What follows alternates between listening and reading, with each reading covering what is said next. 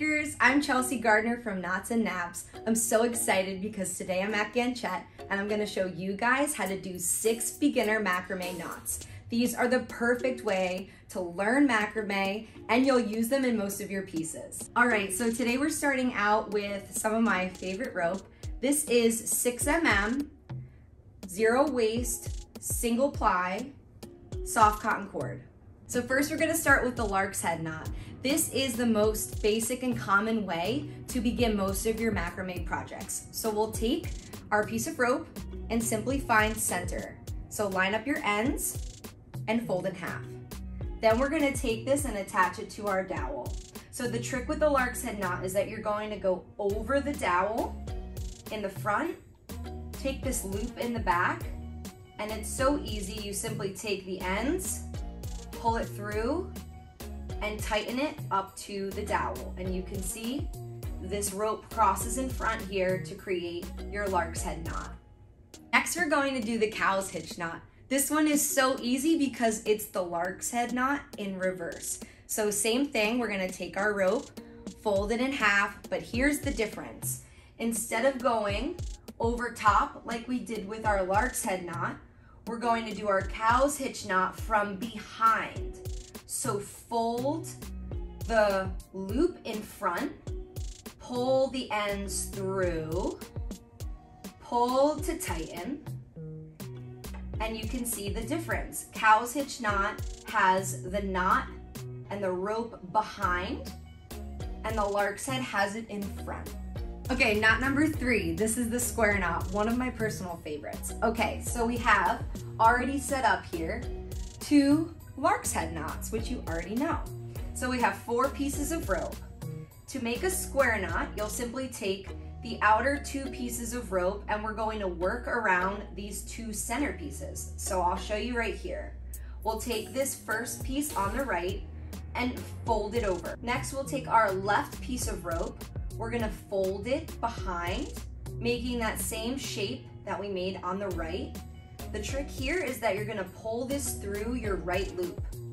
Then simply tighten and pull up to meet your Larks head knot. To finish off your square knot, this time we'll start on the left side. Cross the left piece over the right. This right piece goes behind, through the back loop, pull through, and simply tighten at the top. So our 4th knot today is the Clove Hitch knot. This is great for making very decorative patterns. So to begin, we have 4 pieces of rope again. This time we'll just be using the 2 most left pieces of rope. We'll take the most left piece of rope and pull it on a downward angle to the right. That will be our lead rope. Taking the second rope to the left, simply place it over top of your lead rope and pull the end through. Pull to tighten. Our 5th knot is simply to do that step again and create a double half hitch knot on a diagonal. So we'll continue and take that left piece of rope, fold it over top, pull it through, and tighten. You can continue to do this design all the way across. You can continue to do this knot wrapping around the lead cord to create a nice diagonal line.